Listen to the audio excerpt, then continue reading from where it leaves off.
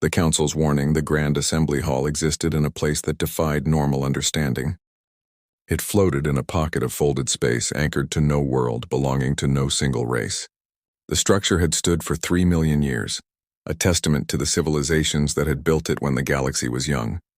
Today, representatives from 200 worlds gathered within its crystalline walls, but the tension in the air made it feel as if the very fabric of space might tear apart. At the center of the hall, upon a platform that seemed to be made of frozen starlight, sat the 5 elders.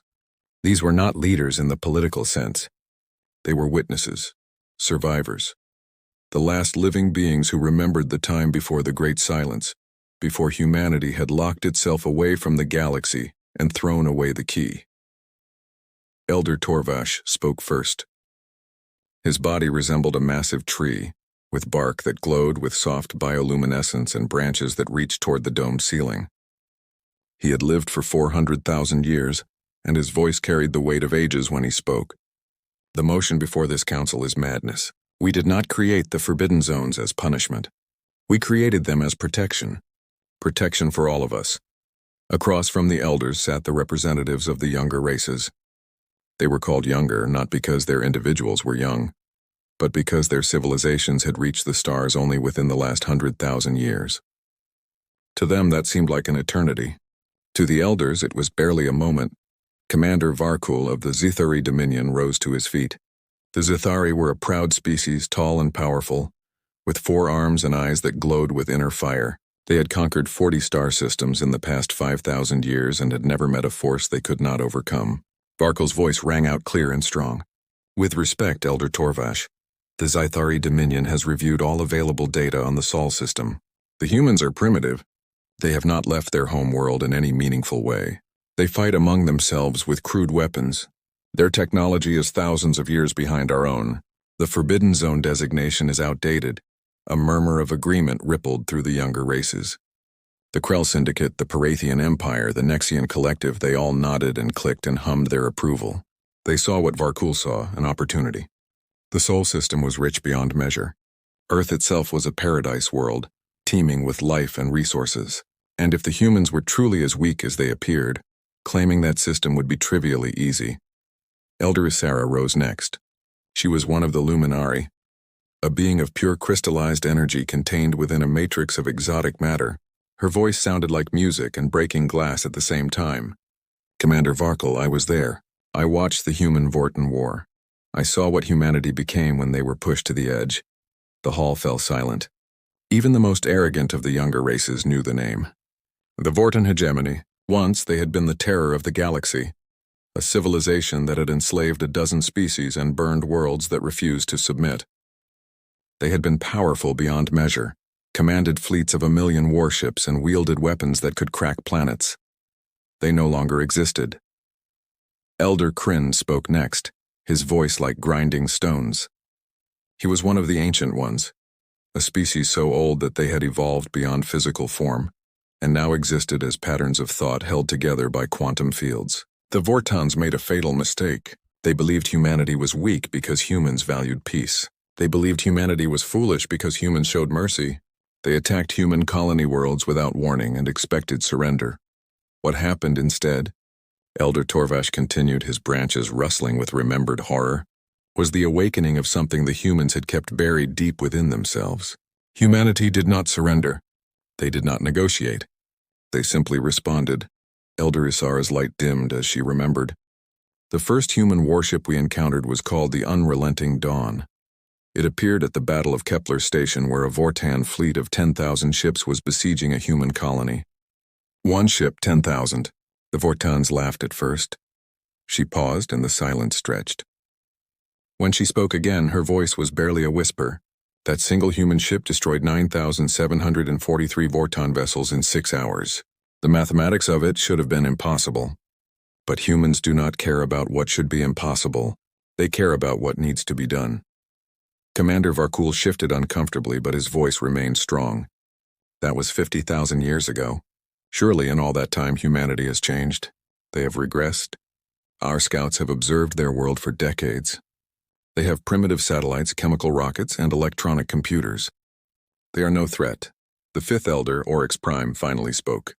Oryx Prime was an artificial intelligence, the last surviving creation of a species that had ascended to a higher dimension millions of years ago. His voice came from everywhere and nowhere. "You see what they want you to see, Commander. That is the first lesson humanity teaches. They are masters of deception. Not through lies, but through misdirection. They show you what you expect to see while hiding what you cannot imagine." But why? Another representative stood, a Krell diplomat named Sorkin. "If humans are so powerful, why hide? Why remain on one world when they could rule the galaxy?" Elder Torvash's branches drooped with sorrow, because they remember what they became. The Human-Vorten War lasted 17 years. In that time, humanity built weapons that violated the laws of physics. They created diseases that could think and adapt.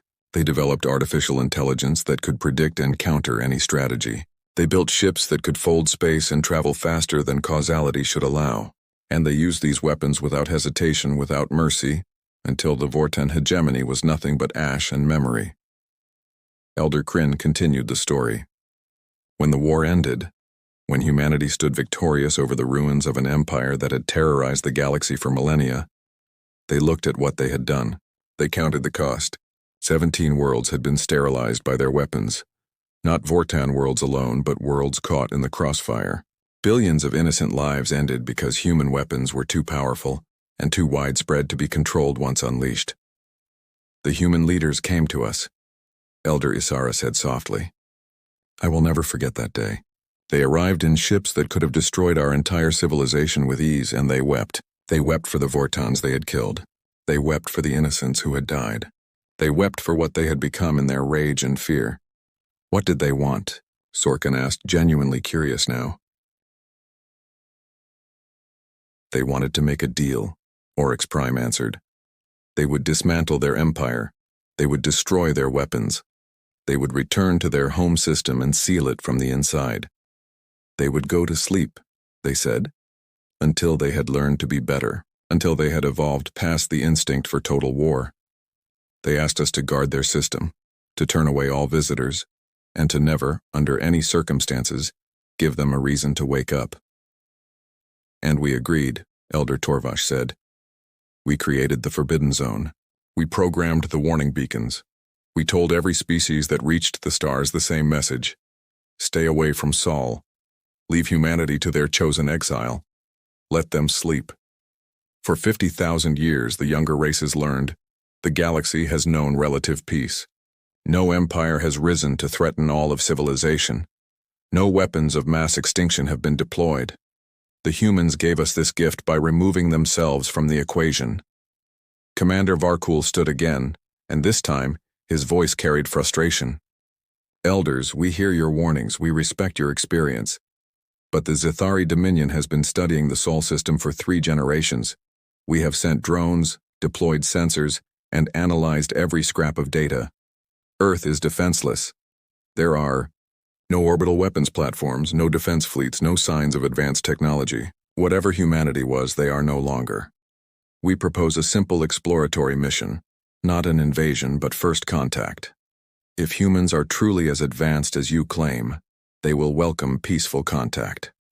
If they are primitive as they appear, then the Forbidden Zone designation can be removed, and the system opened for standard diplomatic relations."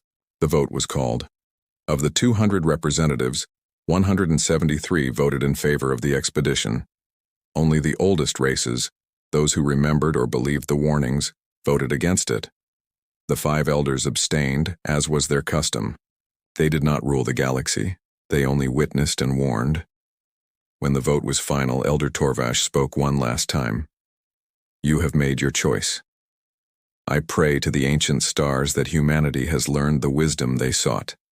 Because if they have not, if you wake them and they remember only rage, then what comes next will make the Vorton extinction look like mercy." The Zithari Dominion wasted no time. Within 6 standard months, they had assembled an expedition fleet. 50 warships, the pride of their navy, commanded by their finest officers. Leading them was Commander Varkul himself, aboard the flagship Eternal Glory. They were equipped with weapons that could level mountains, shields that could withstand nuclear fire, and sensors that could detect a whisper across light years. As the fleet gathered at the edge of the Forbidden Zone, Varkul stood on his bridge and gazed at the holographic display showing the Sol system. Somewhere in that cluster of planets was Earth, the legendary homeworld of humanity. Soon, he would be the first commander in 50,000 years to make contact with them. His name would echo through history. "The Elders are old," Varkul said to his crew. "They remember a different galaxy, a different time. But we are the future. Today we prove that the old fears are just shadows and legends." The fleet moved forward, crossing the boundary marked by ancient warning beacons that screamed their message into the void. "Turn back. This system is forbidden. Approach means death." Varkul silenced the warnings with a gesture. Behind him he did not see Elder Isara watching through quantum sensors from the Grand Assembly Hall. He did not hear her whisper to the other elders, "They have crossed the threshold.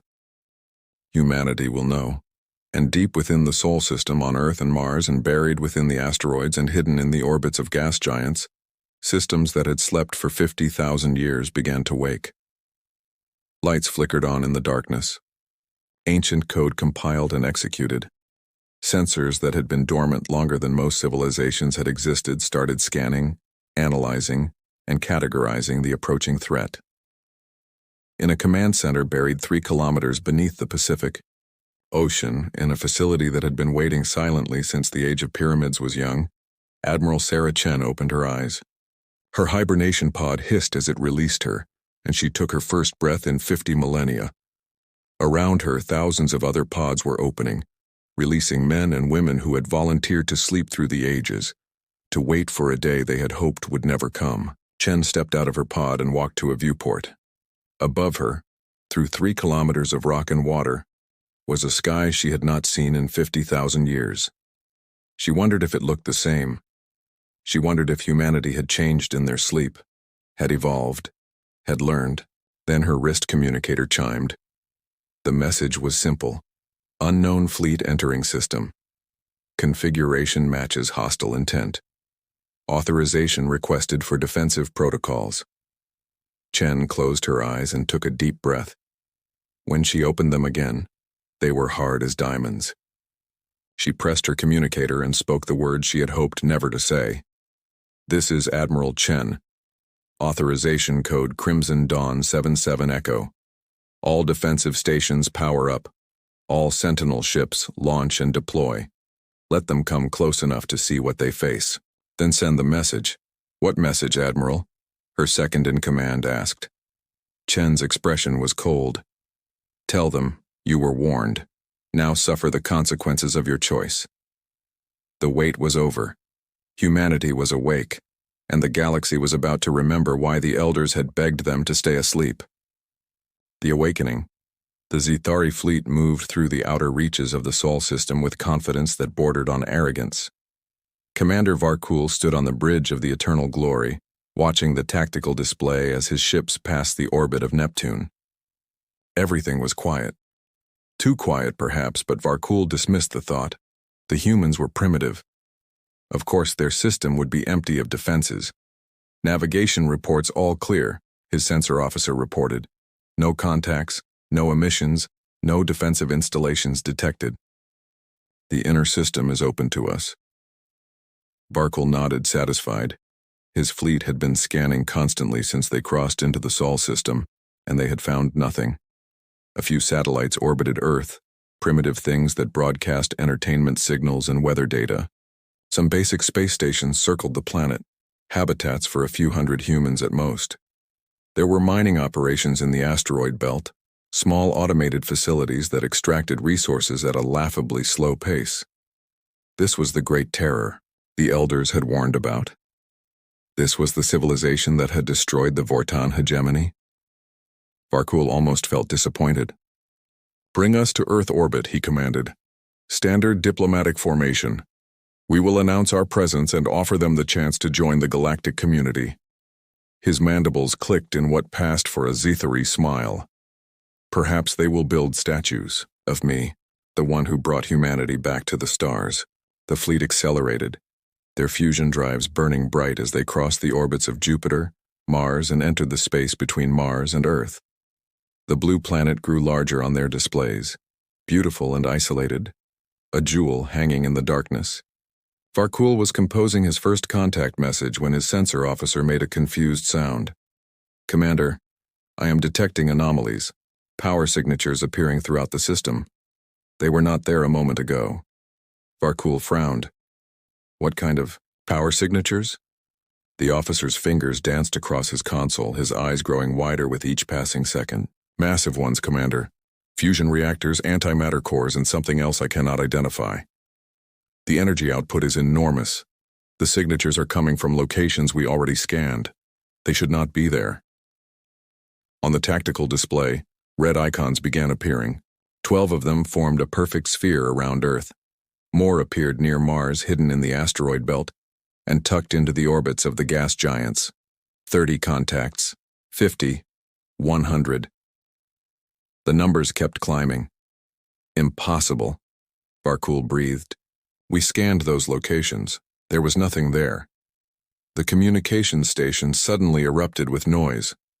"Commander, we are receiving a transmission. It is on all frequencies in our language." The officer looked pale. "The translation is perfect, sir. They know exactly how we communicate." "Play it," Varkul ordered. A voice filled the bridge, calm and cold. "This is the Terran Sentinel Corps to unidentified fleet. You have entered restricted space in violation of the Treaty of Silent Stars. You have ignored warnings placed by the Elder Council. You have been given 50,000 years to respect our boundaries. You chose to ignore them. You have one opportunity to withdraw. Turn your fleet around and leave this system immediately. If you proceed further, if you power weapons, if you target any human installation or vessel, we will consider it an act of war. This is your only warning." The bridge fell silent. Varkul felt his four hearts beating rapidly. The voice had been human, he was certain of it, but there was something else in that transmission. The language was too perfect, the knowledge of Zithari communication protocols too complete, and the tone carried absolute certainty, as if the speaker had no doubt whatsoever about their ability to back up their words. Commander Varkul forced himself to stand tall. He had 50 warships, each one capable of devastating a planet. He would not be intimidated by mysterious power signatures and threatening messages. "Hail them. I will speak with them directly." Varkul made a decision. He was a military commander, not a diplomat. If humanity wanted to threaten him, he would respond as military commanders do. "Show of force," he ordered. "Target one of their orbital platforms. Lock weapons but do not fire. Let them see that we are not afraid." His weapons officer hesitated for only a second before complying. The targeting systems of 20 warships locked onto one of the mysterious platforms orbiting Earth. Weapons charged, and the signature would be impossible for human sensors to miss. "This is a demonstration of our capabilities," Varkul transmitted. "We come in peace, but we are not defenseless. Stand down your systems and prepare to receive a diplomatic delegation." The response came immediately, and this time there were multiple voices overlapping, speaking in perfect unison. "You have made your choice. We are sorry for what comes next." The tactical display exploded with new contacts. The 12 platforms around Earth revealed themselves fully, and Varkul's sensor officer made a sound of pure terror. "Commander, those platforms, each one is outputting more power than our entire fleet combined. In those contacts we detected, they are not platforms, they are ships." As Varkul watched, 12 vessels rose from Earth's atmosphere. They had been hidden somehow, masked by technology that bent sensors away, made them invisible to every scan. But now they revealed themselves, and they were like nothing Varkul had ever seen. Each ship was approximately 3 kilometers long, shaped like blades made of dark metal that seemed to drink in light rather than reflect it. They moved with impossible grace, accelerating at rates that should have turned any crew inside to paste. No inertial dampeners in the galaxy could handle that kind of acceleration. "Evasive maneuvers," Varkul shouted. "All ships scatter and prepare for combat." But the human ships were not attacking. They were positioning themselves, forming a perfect sphere around the Zithari fleet. On Varkul's display, targeting solutions appeared, showing that every single one of his ships was locked by multiple human vessels. The platforms had joined in, their weapons trained on his fleet with precision that spoke of sensor technology far beyond anything the Zithari possessed. A new transmission came through, and this time, it was visual. A human woman appeared on the screen. She looked young, perhaps 30 years old by human standards, with dark hair tied back and eyes that held depths Varkul could not read. She wore a simple uniform of midnight blue, and behind her, Varkul could see a bridge that hummed with technology that made his own ship look primitive. "I am Admiral Sarah Chen of the Terran Defense Coalition," the woman said. Her voice was the same one that had given the warnings. "Commander Varkul, you are surrounded by 12 Sentinel-class warships and 18 orbital defense platforms. You are outnumbered, outgunned, and completely at our mercy. I am offering you this mercy once. Order your fleet to power down weapons, reverse course, and leave our system. Do this, and you will be allowed to leave unharmed." Varkul felt rage building in his chest. He was a Zithari commander. His species did not retreat. They did not surrender. "Fire," he commanded. "All ships fire at will. Target those vessels." His weapons officer looked at him with fear in his eyes but obeyed. 20 Zithari warships opened fire simultaneously. Plasma cannons that could melt through kilometers of armor unleashed their fury. Missiles that could crack moons streaked through space. Energy beams that burned hotter than stars lanced toward the human ships. Not a single shot hit. The human vessels moved like they were dancing, twisting and turning through space in ways that defied physics. They dodged weapons fire that traveled at near light speed. They evaded missiles that had perfect tracking systems. It was as if they knew where every shot would be before it was fired. And then the humans returned fire. What erupted from those 12 ships was beyond comprehension. Beams of twisted reality that made space itself scream, projectiles that phased in and out of normal dimensions, missiles that appeared inside Zithari ships without ever crossing the space between, energy weapons that bypassed shields entirely and struck directly at hulls. In the first 5 seconds of combat, 8 Zithari warships simply ceased to exist. They did not explode dramatically. They did not break apart. They were there one moment and gone the next, erased from reality with surgical precision. "Cease fire," Varkul screamed. All ships cease fire immediately. But the carnage continued. Not because the humans kept attacking, but because the Zithari fleet was panicking. Ships collided as they tried to scatter. Weapons fired wildly, hitting friendly vessels as often as empty space. The perfect military formation dissolved into chaos. Admiral Chen's face remained on the screen, watching impassively. "This is what restraint looks like, Commander. We have disabled your weapon systems, not destroyed your ships. We have avoided your crew compartments, not vaporized your people. We are giving you every chance to survive this because we remember what it is like to lose control in battle. We remember becoming monsters. We do not want to be monsters again." Another 6 Zithari ships went dark as their engines were surgically removed by human weapons fire. The remaining vessels drifted helplessly, their power systems intact but their ability to fight or flee completely gone. "You asked what humanity has been doing for 50,000 years, Chen continued. "We have been learning. Learning to build better weapons, yes, but more importantly, learning when not to use them, learning mercy, learning restraint, learning to be the guardians we should have been instead of the destroyers we became." Varkul slumped in his command chair. His fleet was defeated, completely and utterly defeated. And the worst part was that the humans had done it without killing a single Zithari. They had proven they could destroy his entire fleet in seconds, but they had chosen not to. That choice was somehow more terrifying than any display of raw power. "What happens now?" Varkul asked quietly. "Now you leave," Chen said simply. "We will tow your disabled ships to the edge of our system. We will repair your life support and give you enough power to limp home. You will return to the Galactic Council and tell them exactly what happened here. You will tell them that humanity does not want war, but humanity is fully prepared for it. You will tell them that the Forbidden Zone remains forbidden, and that the next fleet that enters our system will not receive the mercy you did." "And if they send a larger fleet?" Varkul had to ask. "If they come with thousands of ships instead of 50? Chen's expression remained neutral, but something flickered in her eyes. Something ancient and cold and absolutely certain. "Then we will show them what we showed the Vortons. We have 12 Sentinel ships here, Commander. We have 300 more in reserve. We have weapons you cannot imagine. Technology that breaks the laws of physics as you understand them. And we have had 50,000 years to prepare for the day someone would not listen to the warnings. We hoped that day would never come. We prayed for it. But we prepared for the alternative. She leaned forward slightly. Tell the council this. Humanity chose exile because we learned what we were capable of when pushed to the edge. We learned that we could become the very thing we fought against. We gave the galaxy 50,000 years of peace by removing ourselves from it. But if the galaxy will not let us have our peace, if you force us to choose between extinction and awakening fully, then we will awaken. And when we do, the Vortan extinction will look like mercy in comparison, not because we want to destroy, but because we are very, very good at it when we must be. The transmission ended.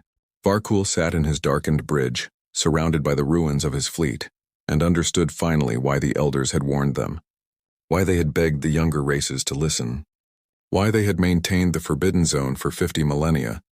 Humanity had not grown weak in their isolation. They had grown stronger, and more frighteningly, they had grown wiser. They had learned to control the monster within themselves. But that monster was still there, sleeping but not dead, waiting behind calm eyes and measured words. The Zithari fleet limped home 3 weeks later. Commander Varkul stood before the Galactic Council and told them everything. He expected disbelief, ridicule, perhaps even accusations of cowardice. Instead, he saw the elders nodding slowly, their ancient eyes filled with sorrow. "We told you," Elder Torvash said quietly. "We warned you. You chose silence when you should have listened." The council chamber fell into stunned silence as Varkul finished his report. Every representative understood now what the elders had known all along. Humanity was not a relic of the past. They were a sleeping giant, and the galaxy had just poked it with a stick. In the Sol system, Admiral Chen watched the last Zithari ship cross the boundary and disappear into hyperspace. Around her, the command center was already powering down, preparing to return to hibernation. The Sentinel ships descended back to Earth, cloaking systems re-engaging, vanishing from sensors as if they had never existed. "How long until they try again?" her second-in-command asked. Chen was quiet for a long moment. "Maybe they will not. Maybe they learned. Maybe we bought another 50,000 years of peace." She turned to look at the younger officer. "Or maybe we bought 50 years. Either way, we will be ready.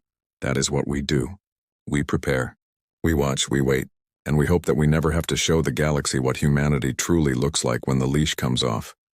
The lights in the command center dimmed one by one. The hibernation pods opened, ready to receive their occupants once more. Admiral Chen took one last look at the surface world far above, at the blue sky and white clouds of a planet that had slept for millennia. "Sleep well, Earth," she whispered. "Sleep well, and may they finally learn to leave us alone." She stepped into her pod. The lid closed. The centuries would pass like seconds in hibernation, and when she woke again, if she woke again, it would be because someone had once more refused to listen to the warnings. Humanity returned to its slumber. But now the galaxy knew the truth. The elders had been right. The warnings had been real. And somewhere in the Sol system, sleeping but watchful, humanity waited with the patience of a species that had learned to control itself but had never forgotten how to fight. The younger races would debate for generations about whether to respect the Forbidden Zone or test humanity's resolve again. The elders, ancient and tired, could only hope that the lesson had been learned, that 50,000 years of peace would continue, that silence would finally be respected. But deep in their hearts they knew. Humanity had shown mercy once, but mercy, like patience, was not infinite, and the next time someone woke the sleeping giant, the galaxy might not be so fortunate. The elders had warned them. They had chosen silence when they should have listened, and now they would live with that choice, hoping desperately that it would not be tested again. Because if it was, the galaxy would finally understand what the elders had known all along. Humanity was not just dangerous when angry. They were dangerous because they had learned to be something worse than monsters. They had learned to be judges. And their judgment, when finally rendered, would be absolute.